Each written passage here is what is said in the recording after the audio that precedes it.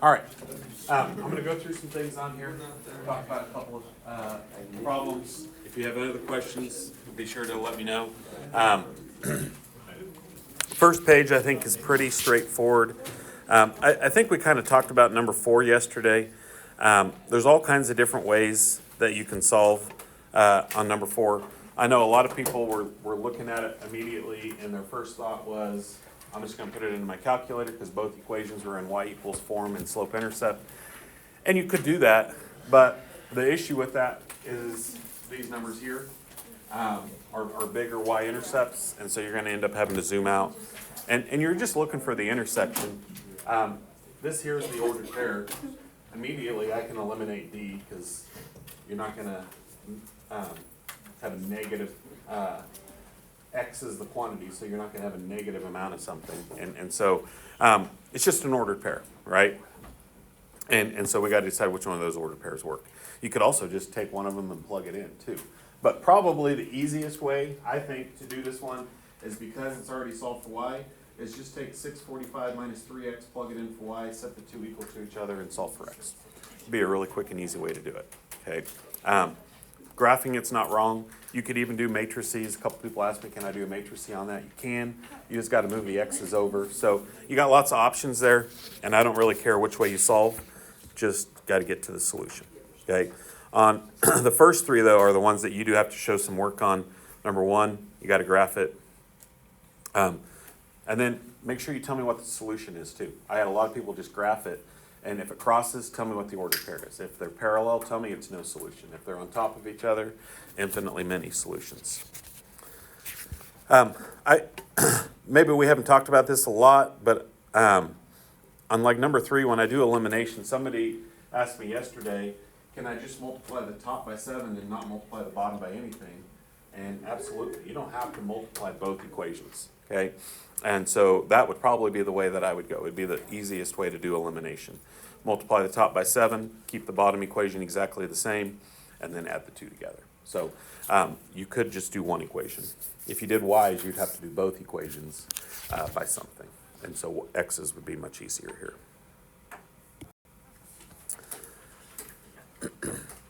Remember that you can always check your answers too. So like on those first couple, when you get an answer, plug it back in, make sure that it works. Okay, I told you I would kind of go through this one with you. Remember that this one is going to be extra credit. So you will have one like this. The one on the test tomorrow is going to be slightly different than this one, but it's the same idea. And so if I have, in this case, the airplane is traveling 700 miles, and the first trip, it takes 5 hours. They get there, they drop off the passengers, come back to where they started, and it only takes them 2 hours, okay? So same distance, it's still 700 miles. One trip takes them 5 hours, the other one takes them 2.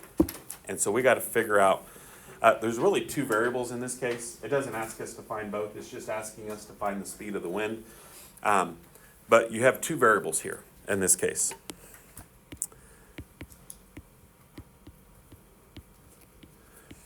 P would be the speed of the plane, and W would be the wind. And you can use X and Y if you want to. I kind of like to use variables that represent what we're talking about. Makes it a little bit easier so that when I do solve it, when I solve for W, I know that I'm solving for wind. Okay, so just kind of understanding what's going on here. If I have a plane that's flying, the plane speed is the speed of the plane without any conditions coming into play, okay? But if I have a tailwind behind a plane, it's going to push that plane, it's going to make it go faster, okay? And so if I have a plane that's going, let's say, 200 miles an hour, and I have a 30 mile an hour wind behind it, then you're going to add the tailwind to the plane speed, and that's going to make it feel like it's going 230 miles an hour. The 30 plus the 200, okay? And that's just an example. I'm just making up some numbers there. But if that plane were to turn around and now it's going to face, we call that a headwind. The wind's coming this way, the plane's coming this way. Now it's going to slow the plane down, okay? So the plane speed is still 200, but the wind is 30 miles an hour. So now it's going to feel like the plane is only going 170, okay? And so that's the difference in the trip length, is that when you're going against the wind, it's going to slow you down. Okay, you're not going to get there quite as fast. And so that's why sometimes if you've ever flown, then your trip distance may not be exactly accurate because there's a lot of conditions that may come into play. And so in this case, there's two different equations that we're going to write. One of them is with the wind. One of them is against the wind. So when I go with the wind, we're going to take the plane speed and add it to the wind speed, and that would be my total speed. If I go against the wind, you're going to take the plane speed minus the wind speed, and that would be my total speed. But we want to figure out what that total speed is going to be. Okay? Well, we know that speed is typically in miles per hour, right? To get miles per hour, you're going to take the number of miles that you travel and divide it by the number of hours that you've been traveling. Right? So if I go 700 miles in 5 hours, what would be my average speed of that trip? Okay. And then we have to decide, is that the faster trip or the slower trip? Well, it is 5 hours takes longer, right? So it's the slower trip. So that's when I go against the wind. It's going to take me longer when I go against the wind. My speed in that case was only 140. When I go with the wind, it only took me 2 hours. So I still go 700 miles, but it only takes me 2 hours. So 700 divided by 2 would be 350. Okay. And so it doesn't just come right out and tell us what the actual speed is. So that's one of the parts that's a little bit different. That setting up the equation is a little bit harder than some that we've done. That's why I'm making this one extra credit. And so then we can solve it. Okay, and to solve this one now, you can do whatever method you want. On a lot of these, I don't really care what method you use. And on the front page, it tells you substitution, elimination, graphing. If it doesn't tell you what method to use, then you can use whatever method you want. Okay, and probably what would be the best go-to method here? Matrix, yeah. Elimination would be pretty easy because it's already set up to eliminate the W's. So elimination would be pretty simple, but you can absolutely do a matrix, and that would be fine too. Okay, and it's only asking for the wind, it's not asking for the plane speed. So you just want to write your answer as wind. And I will tell you this: the wind is pretty stiff. It's a pretty strong wind, but it would make sense because the two trips are quite a bit different. Okay, and so that's why the trips are. One takes 5 hours versus one takes 2 hours, is because we're dealing with a wind that's pretty strong. Okay. 6 is very similar. That one, set up the equations. I will tell you this. You have one equation that's going to represent tickets, and you're going to have one equation that's going to represent money. And so make sure you put the right numbers with each other. That's the most important thing. Okay. You can always use X and Y, but I like to do, like this one's talking about adult tickets and student tickets. So you could even do, when you do a story problem, try to do like A is adult and S is student. That way when you solve, for instance here it says how many adult tickets were sold. I know when I solve, A represents adult, right? Because I know that like on the last one, on the quiz especially, we did X, Y, and Z, which is fine, but then you have to determine, like, if I don't just come out and say X is adults and Y is students, then when I solve for X, what does X represent? So that's why I like to use like an A and an S that represents what we're trying to find. If we're finding both, then it really wouldn't matter. And I guess on this one, it does say how many student and adult tickets were sold. So you are finding both, but just make sure you know which one's which if you don't use A and S. Okay, 7 and 8 are just calculator problems. Put it into your matrix. You're doing the RREF of those two. Remember the difference between infinitely many and no solution. If you get a solution, when it's in RREF form,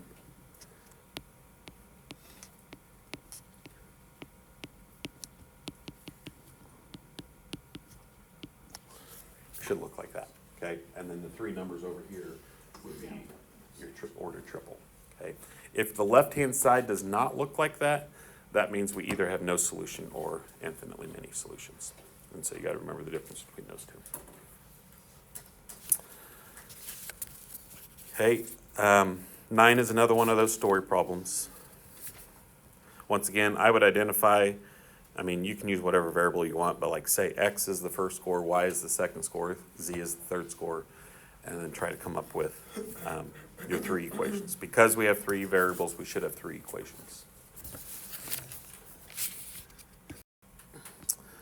Okay, number 12, a couple people asked me about number 12. Number 12 is a lot easier than what you think it would be. Number 1, they have to be the same size of matrix. If they're not the same size of matrix, then we can't set them equal to each other. Okay, you got to have a 2 by 1 and a 2 by 1, or a 1 by 2 and a 1 by 2. You got to have the same matrix. And if they're the same matrix, then all we have to do is set the 2 numbers, the 2 elements that are in the same spot, equal to each other. Okay, so it's just 5x equals 3 and 20 equals 5y. And both of those then should be pretty easy to solve.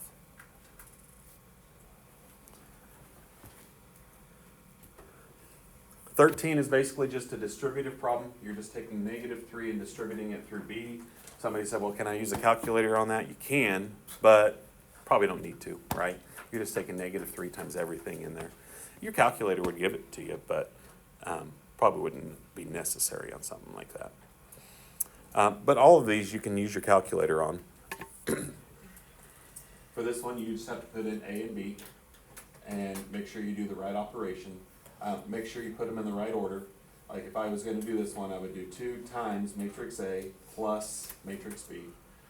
So if you're going to put that in, just make sure you do it. And these wouldn't be hard by hand either when it's addition and subtraction, but putting them in the calculator is not a bad idea. Okay. On 16, the things that you got to pay attention to here. Okay. Number 1, make sure you put it in the right order. Okay. When you do a multiplication problem with matrices, not a scalar multiplication, but actually where you're multiplying the 2 matrices together, you are not multiplying the 2 elements together. This is not 1 times -3. Okay, so immediately that's what a lot of people will do, and they'll get this answer right here, and that is not multiplication. For addition, subtraction, that's all we have to do. But for multiplication, that's where you have to multiply rows by columns. The 2 inside numbers must be the same, and then you got to multiply the 2 together. Make sure when you put this one in, you put B first, because A times B and B times A are not the same answer. And so if you put A first times B, you will get a different answer, and that one's probably going to show up as one of your choices. So make sure you watch the order as well. If you need help putting that into your calculator, let me know, but it's just a matter of putting it into your matrix and then multiplying them.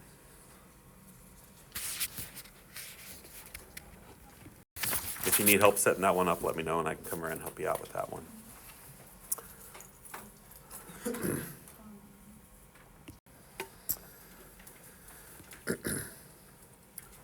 Okay, one thing that, just to talk about it again,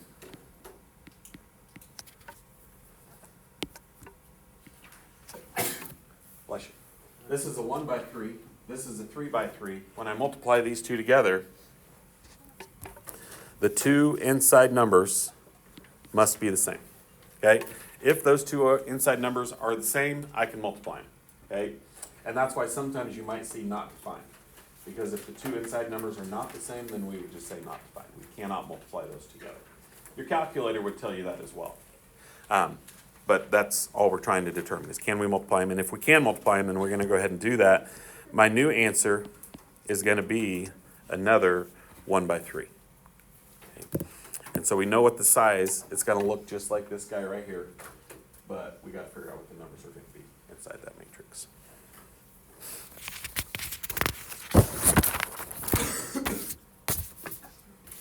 Oh, it's not, sorry. It's not going to look like this guy right here. It's going to look like this guy right here. Sorry. I told you the wrong thing.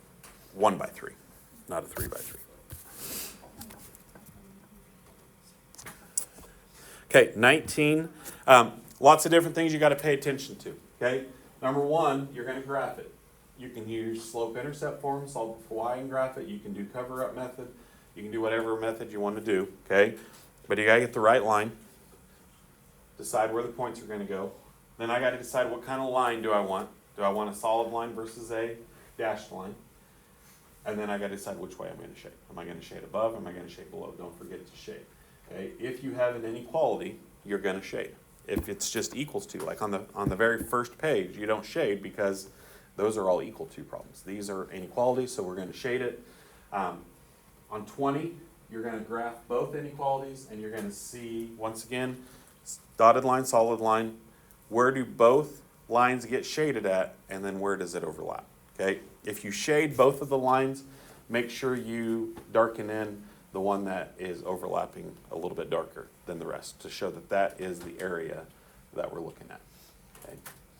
So somehow you need to show me that that area is what your solution would be.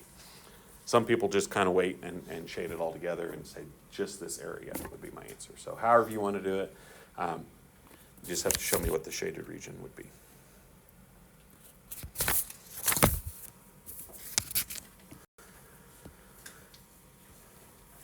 Okay, absolute value.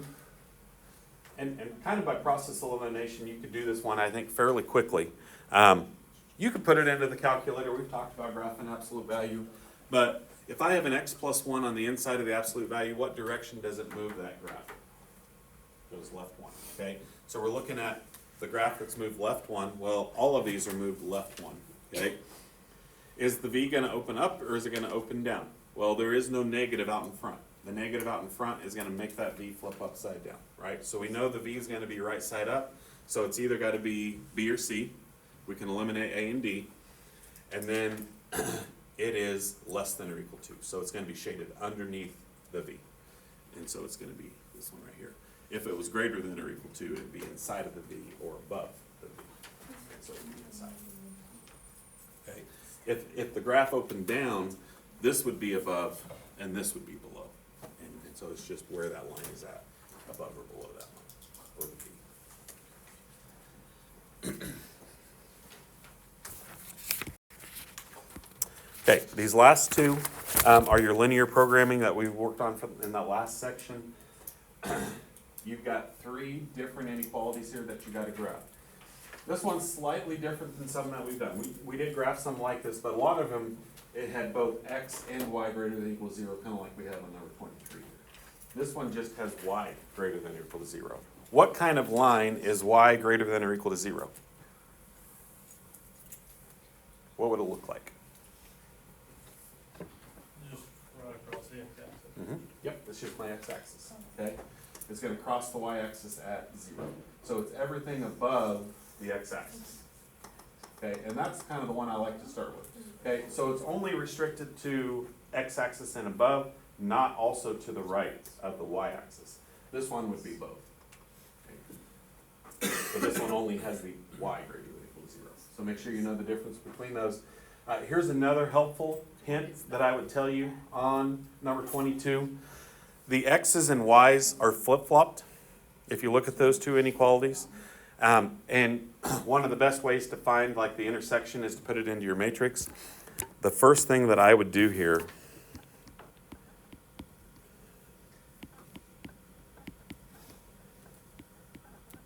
is rewrite those two equations.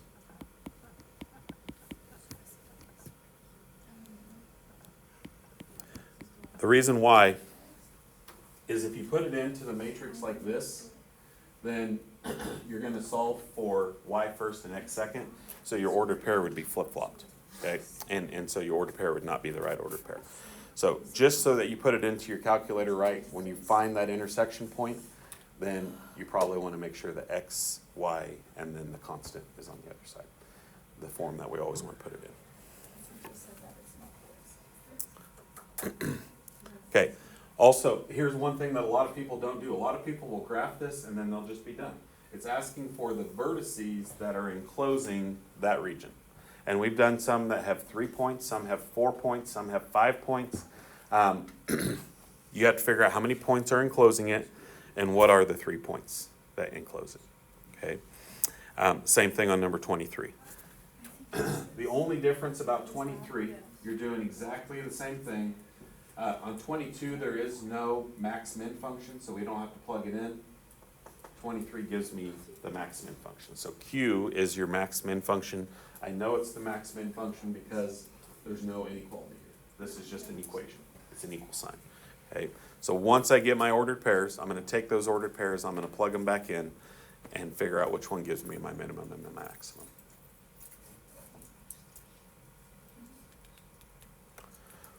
Okay. Any questions that you guys have so far?